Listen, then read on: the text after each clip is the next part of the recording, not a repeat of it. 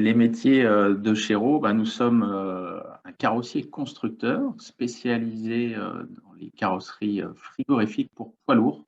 Nous sommes le leader français avec quasiment une semi-remorque sur 2 vendue en France chaque année, des fois un petit peu plus, des fois un petit peu moins. Et puis à peu près un porteur sur 5. Et au niveau européen, nous avons à peu près 15% de part de marché sur la semi-remorque. On est implanté pas très loin de vous, de l'autre côté du Couesnon, à Avranches et Ducey, donc juste à côté du Mont-Saint-Michel. Nous produisons chaque année entre 3500 et 4000 véhicules frigorifiques. Et nous employons quasiment 1 millier de collaborateurs. Et l'entreprise est dans le Sud-Manche depuis 1950 et nous faisons du frigorifique depuis 1953. Voilà. Effectivement, l'aspect énergétique pour notre métier, celui de nos clients, les transporteurs sous température dirigée, c'est aujourd'hui c'est une question clé. Nous sommes en pleine phase de transition énergétique et les groupes frigorifiques, traditionnellement, ils fonctionnent au diesel, quasiment tous, encore aujourd'hui. Et là, nous sommes en train de travailler sur de nouvelles solutions. Si je prends les semi-remorques, on est sur des solutions basées sur l'électrique principalement. Alors l'électrique, soit avec un pack batterie qui peut être alimenté de différentes manières, en le branchant sur le secteur, avec un essieu à récupération d'énergie, avec des panneaux solaires même, et puis aussi une solution alimentée à l'hydrogène. Donc, au-delà de ça, parce que là, on parle de nouveaux types d'énergie, nous travaillons également sur la frugalité énergétique des véhicules. Parce que pour nous, la transition énergétique, ce n'est pas seulement passer d'une énergie à une autre, du diesel à l'électrique, c'est aussi faire en sorte que les véhicules, que ce soit les semi-remorques ou l'ensemble routier, tracteur plus semi-remorque, consomment moins d'énergie lors de son exploitation. Et là, on travaille sur différents axes. Sur la semi-remorque, on est plutôt sur un travail sur l'isolation. Quand il s'agit de l'ensemble, on travaille l'aspect poids et l'aspect aérodynamisme du véhicule. Notre vision sur l'hydrogène, nous sommes convaincus que l'hydrogène, c'est un des vecteurs énergétiques de demain. Pourquoi? Parce que fondamentalement, l'hydrogène ne va pas changer les usages actuels de nos clients. On fait le plein en quelques minutes. On a une journée d'autonomie pour l'activité distribution, ce qui est largement suffisant parce que les véhicules reviennent en général 1 fois par jour sur base, des fois plus. Et on a 2 à 3 jours d'autonomie en longue distance avec une quinzaine de kilos d'hydrogène embarqué. Donc, c'est vraiment l'avantage de l'hydrogène, c'est de permettre cette autonomie du véhicule et un usage vraiment très proche de celui du diesel, pour autant évidemment qu'on puisse se ravitailler en hydrogène et pour autant que l'hydrogène puisse être soit vert, soit bas carbone. C'est un avantage clé par rapport à l'électrique qui aujourd'hui réclame encore des temps de recharge qui apportent des contraintes d'exploitation, l'électrique pure, qui sont non négligeables quand il s'agit de packs batterie rechargés sur le réseau. Quand on est sur de l'e-axle, donc un essieu à récupération d'énergie, là se pose la problématique du type d'activité du client.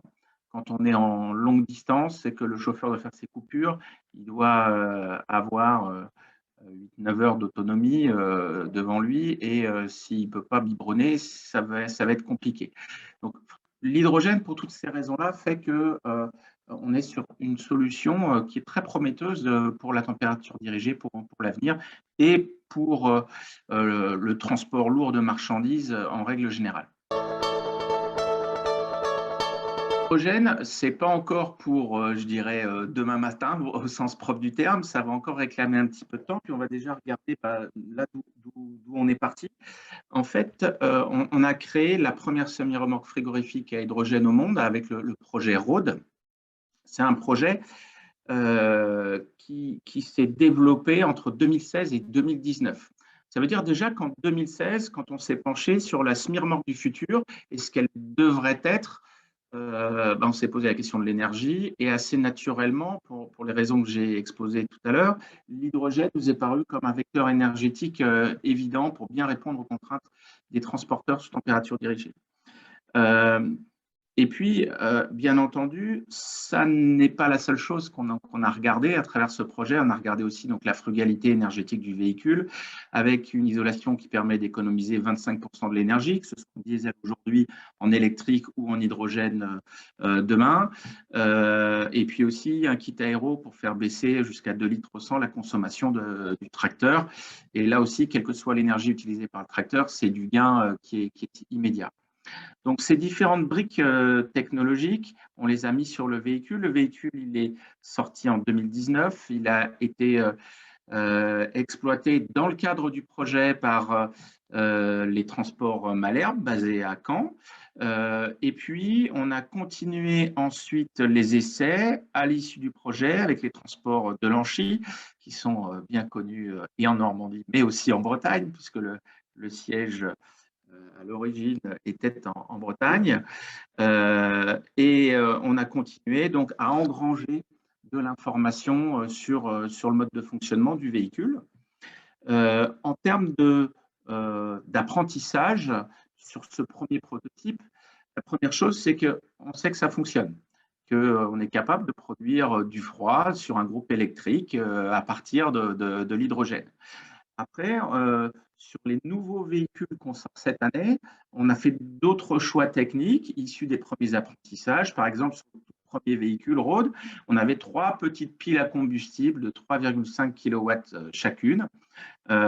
Sur les véhicules qui sortent cette année, on est sur une seule pile à combustible et on a multiplié la puissance globale par 3, de manière à ce que le véhicule garde tout au long de sa durée de vie un niveau de performance satisfaisant. À travers le projet Road, en termes d'apprentissage, ce qui a été aussi intéressant, j'évoquais tout à l'heure les systèmes aéros, on a pu vérifier effectivement la pertinence de ces systèmes avec des consommations qui descendent en dessous des 27 litres au 100 pour le tracteur. Donc, on commence à être sur des beaux niveaux de consommation. Et puis, ce qui était important aussi, ça c'était dans la première phase avec les transports Malherbe, on a pu voir que l'isolation VIP par le vide, qui est notre nouvelle génération d'isolation, elle est extrêmement pertinente dans le cadre d'un véhicule d'essai, mais aussi, je dirais, dans n'importe quel cadre de transport sous température dirigée, on pourrait avoir une panne. La plus fréquente, c'est la panne sèche, il faut le savoir. Eh bien, on a eu un défaut sur le véhicule qui était parti de la région parisienne avec un chargement complet de yaourt et qui a pu faire tout son trajet et à l'arrivée, donc sans groupe frigorifique, et à l'arrivée avec une température qui était encore dans les bonnes plages, parce que le niveau d'isolation du véhicule est suffisamment bon pour préserver la température beaucoup plus longtemps que sur une semi-remorque classique. Donc, aujourd'hui, la création de cette filière, ça passe par mettre en place des productions d'hydrogène vert ou bas carbone, du transport de cet hydrogène jusqu'à son lieu de distribution, et puis des usages autour des stations. Si on n'a pas toute cette chaîne, ça ne fonctionne pas. Donc, nous, en parallèle du développement de notre future gamme hydrogène, on est aussi associé aux divers acteurs de la chaîne pour pouvoir, nous, avec notre modeste brique, qui est un des usages, s'agglomérer à d'autres usages autour de futures stations pour que les projets puissent naître. Les 2 véhicules là, que nous allons mettre sur la route cette année, ils vont être adressés à Vannes, autour d'une station dans l'enceinte de l'usine Michelin. Voilà. Et ça fait partie clairement d'un écosystème hydrogène qui est en train de se mettre en place avec de la production, de la distribution et des usages agglomérés. Alors, On en est encore au début. C'est-à-dire que nous, on est encore en tant que constructeur en phase proto. Je parlais de nos véhicules. On a mis une nouvelle pile dessus. Il va falloir que cette pile, on la teste, on voit si on voit si tout fonctionne bien, et puis qu'on en arrive après à des véhicules de pré-série, puis des véhicules de série. Mais là, ça va encore nous prendre quelques années. Tout comme ça va prendre quelques années pour qu'il y ait un maillage de stations suffisant pour que nos clients puissent utiliser de l'hydrogène, surtout pour la partie traction, de manière récurrente. Parce qu'on sera sur des véhicules qui auront autour de entre 5 et 800 km d'autonomie. C'est à peu près ce qu'on a pu avoir comme chiffre. On est loin des plus de 3000 km d'autonomie qu'on peut avoir avec un tracteur diesel aujourd'hui. Donc, il va falloir un maillage de stations un peu plus un peu plus conséquent que ce qu'on a à l'heure actuelle. Néanmoins, on voit, nous, on est membre d'Hydrogène Europe et de France Hydrogène, donc on voit la filière qui est en train de se créer. C'est une réalité et concrètement, nous aurons à terme des véhicules hydrogène en quantité et on va rejoindre peut-être une question que vous allez me poser tout à l'heure, c'est quoi les prix? Eh ben, aujourd'hui, on est sur des prix prototypes qui ne sont absolument pas intéressants en termes de TCO, c'est-à-dire de coût total de possession, parce qu'on est encore en phase pionnière, parce qu'on est encore en phase d'essai. Mais les projections qui sont annoncées sont des projections avec des véhicules qui ne seront pas plus chers que les véhicules diesel en termes d'exploitation. Ça veut dire quoi? Ça veut dire qu'il va falloir que le prix de l'hydrogène à la pompe descende énormément. Il est entre 10 et 12 euros aujourd'hui en fonction des stations. Il va falloir qu'il n'est pas encore vert souvent, et il va falloir qu'il devienne vert et qu'il descende autour de 5-7 euros de manière à être pertinent pour nos transporteurs. Voilà, ça va prendre encore quelques années, mais je peux vous dire que la filière a une dynamique exceptionnelle et est en train de se monter à vitesse grand V. Une semi-remorque frigorifique, ça vaut dans les 70 000 euros. Après, ça varie beaucoup en fonction du niveau d'équipement que le client va mettre dessus, parce qu'on ne fait que du sur-mesure chez nous. Une semi-remorque frigorifique qui fonctionne à l'hydrogène, aujourd'hui en mode proto, on est sur un coût qui est x4. Donc, on va être à 280 000 euros, un surcoût de 210 000. Donc, clairement, ce n'est pas accessible pour le besoin de tous les jours. C'est fait pour, à l'heure actuelle, pour quelques clients pionniers qui ont la transition énergétique dans les veines, qui ont les moyens d'y aller et l'envie, et qui se disent on veut faire partie de l'aventure, on veut être parmi les premiers acteurs et on y va.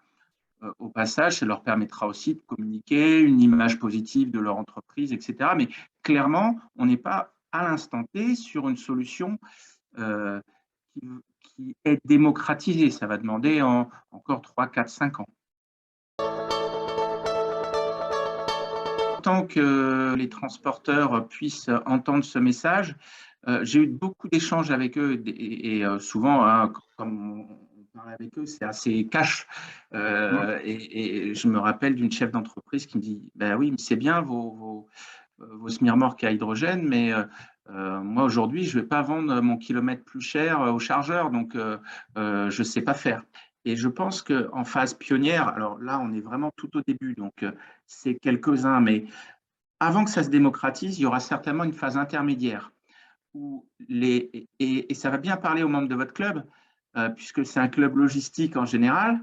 Il va falloir que les transporteurs et les chargeurs et les distributeurs, toute la chaîne en fait, décident ensemble de passer du diesel à l'hydrogène sur certaines lignes quand c'est pertinent et de partager ensemble les surcoûts dans un premier temps.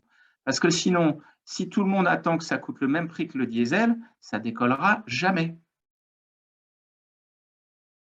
Et donc, il va y avoir cette phase où, oui, avant qu'on soit sur les mêmes coûts que le diesel, ça va forcément être plus cher. Et il va falloir accepter que ce surcoût se fasse. Alors, en contrepartie de ce surcoût, il y aura de l'image, qui peut être très intéressante pour un industriel de l'agroalimentaire. Il y en a beaucoup sur votre territoire. Qui peut être intéressant aussi pour un distributeur qui va toucher du grand public, et le grand public va apprécier que les produits soient transportés de manière beaucoup plus vertueuse, mais peut-être aussi qu'il va falloir que ce grand public accepte de payer un ou 2 ou 3 centimes, enfin, l'équivalent de la part transport dans le prix du produit, qui est pas la plus grosse part, hein, clairement, sur ce pot de yaourt, par exemple, quelques centimes de plus pour avoir un pot de yaourt qui a été transporté sans CO2.